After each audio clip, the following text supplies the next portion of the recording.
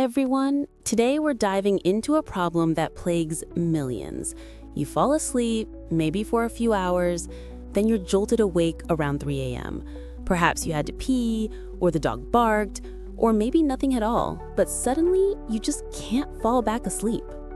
Ugh, Dr. Vance, that's my life. It's so frustrating because you feel like you've just started deep sleep, and then suddenly your brain decides it's time to analyze every single worry you've ever had. Exactly, Ethan. And there are specific neurological reasons as to why that happens. It's not just random.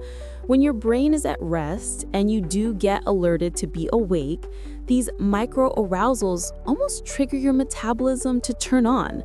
All of a sudden, you're just jolted awake, even though there wasn't anything external that actually woke you up. So our bodies are essentially tricking themselves into wakefulness. Is there a solution to this middle-of-the-night nightmare? There is, and it's backed by fascinating new evidence coming out on glycine. I'm telling you what it is straight out the gate, but I want you to understand how to use it and the crucial dosage.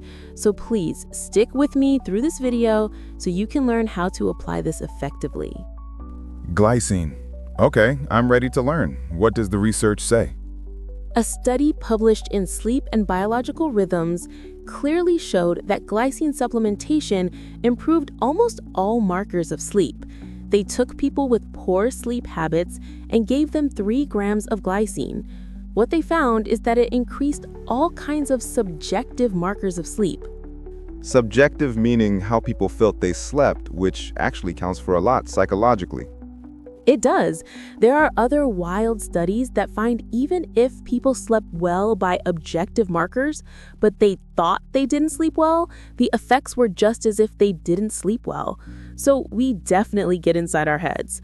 But beyond subjective improvement, it improved how quickly they got into their REM sleep.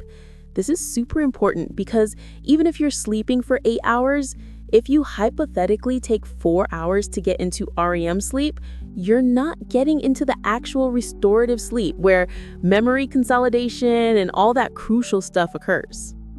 So glycine helps you get to that restorative sleep faster, leading to better quality rest.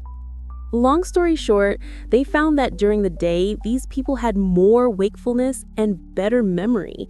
So they consolidated memories better, which is the huge purpose of REM sleep. We're talking about glycine being particularly beneficial for REM sleep. Now, it makes us wonder why it works. If we know the why, then we can reverse engineer how to use it properly. Glycine is really just a simple amino acid, but the main reason it works is its impact on your body temperature.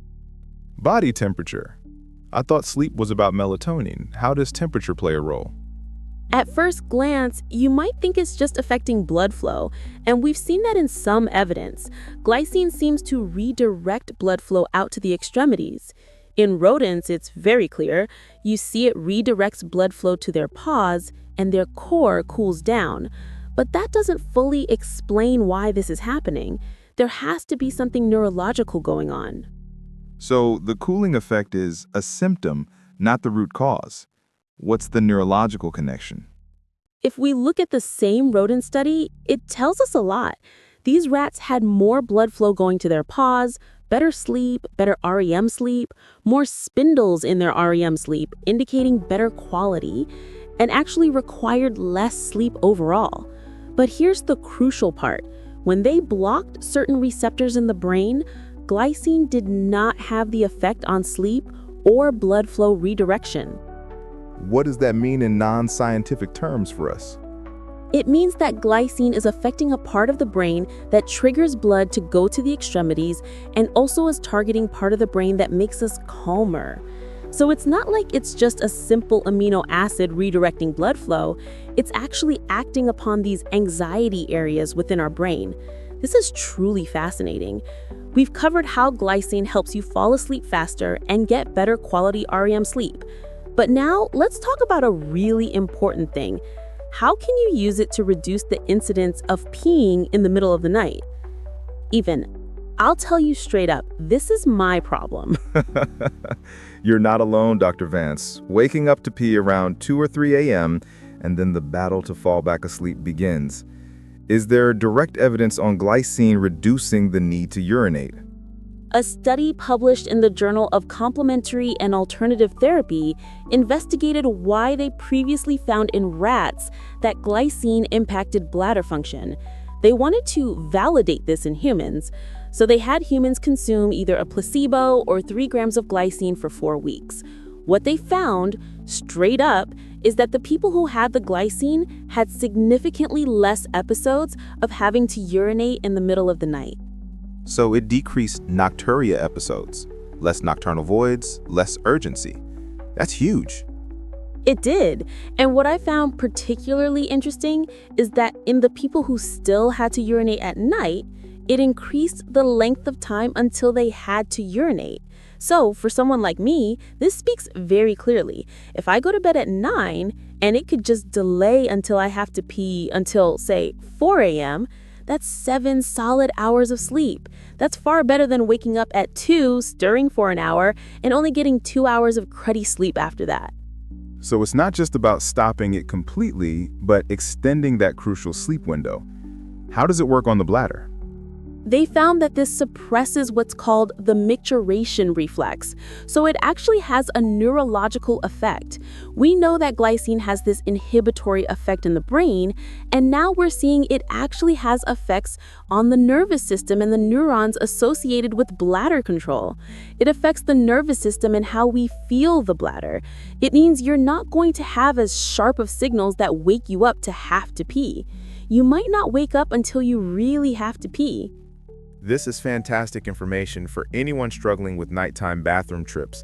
And what's the right dosage for glycine? Glycine has been making a lot of headlines, but people are often talking about the wrong dosage. I truly believe that 3 grams is the sweet spot. That's where all the research really is. The Nocturia research, the sleep research. A lot of people don't take that much. I've found a phenomenal supplement for this called Versos Evening Being. I've talked about them before. They're one of the only products using a clinical 28 milligrams of saffron as a sleep product. Saffron, which Dr. Andrew Huberman has also talked about, is phenomenal for helping you stay asleep and very good for a sense of calm if you wake up anxious. Saffron, glycine, sounds like a powerful blend. They've combined saffron at 28 milligrams, glycine in a perfect clinical 3-gram dose, magnesium L-threonate, which is a unique magnesium that can cross the blood-brain barrier to calm the brain synergistically with glycine, and L-theanine, which is good for calming and also for an additional cooling effect.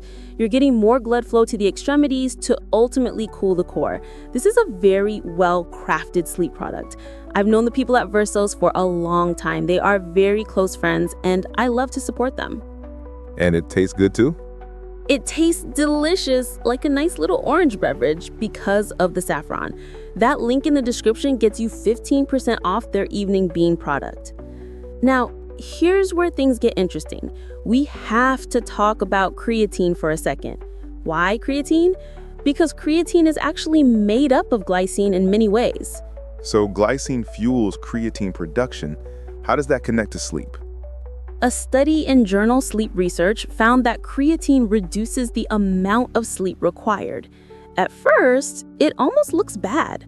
Research shows increases in phosphocreatine in the brain, ultimately decreases in ATP in the brain. What it's essentially telling us is that the brain is actually using the creatine properly while we're sleeping.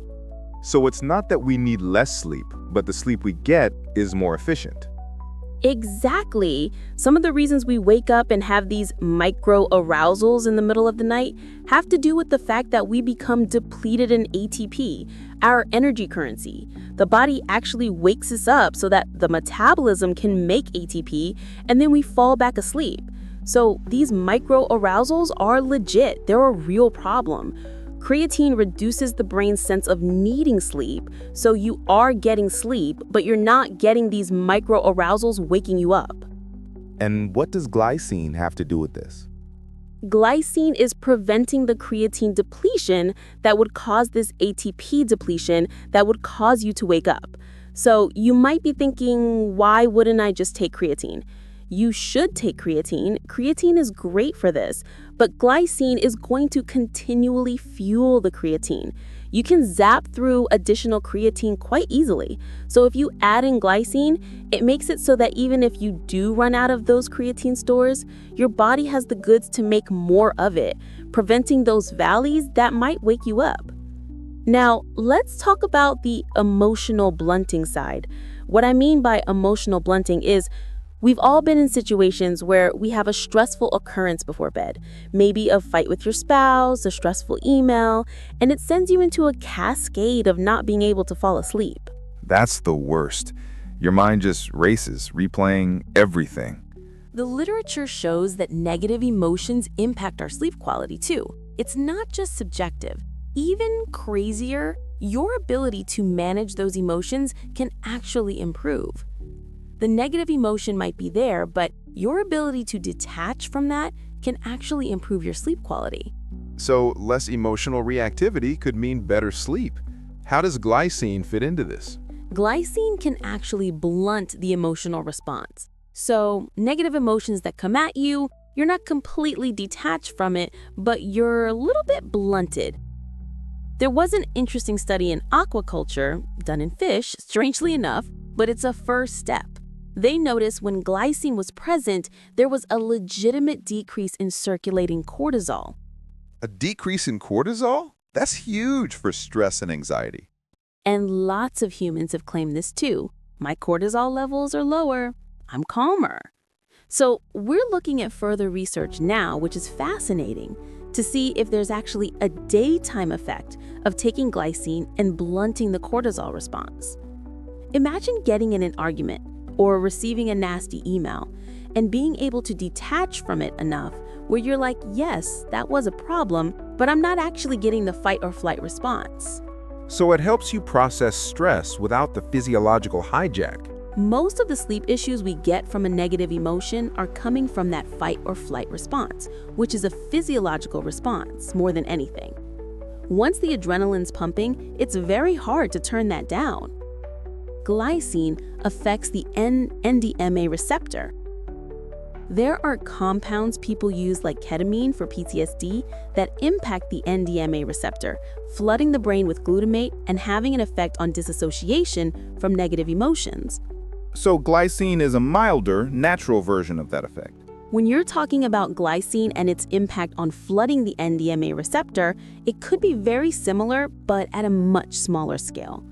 So you're taking a legal, conscious, probably healthier way to say, hey, I can step away from these negative emotions and not have the physiological response. There's almost a level of ego dissolvement with it, which is fascinating. We've covered the amazing breadth of glycine's benefits. So how should you use glycine for optimal sleep? Number 1, 3 grams minimum. 3 grams, that's the sweet spot based on the research. Number 2, take it about an hour before bed. Don't take it right before bed. It takes a little time to kick in, and there's a wave with how it absorbs and metabolizes. If you take it a little bit earlier, you're going to kind of have this effect where it gives you a chance to cool, and it's going to improve that sleep onset latency. It's going to help you get to sleep a little bit faster. So an hour before bed, 3 grams of glycine, that sounds like a simple, powerful protocol. It is, and it can truly make a difference for those frustrating 3 a.m. wake-ups.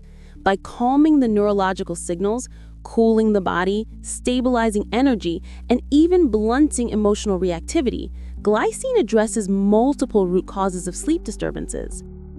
Dr. Vance, this has been a truly groundbreaking episode. So many people suffer from this kind of interrupted sleep, and you've provided not just answers, but actionable steps.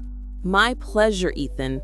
Remember, good sleep isn't a luxury. It's a foundation for all health.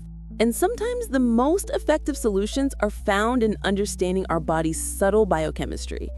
Absolutely. If you found this discussion as enlightening as I did, please hit that like button, subscribe to Wellness Waves for more cutting-edge health content, and leave a comment below telling us if you've experienced the 3 a.m. wake-up and if you're excited to try glycine. We love hearing from you. As always, keep it locked in here on Wellness Waves for more insights tomorrow.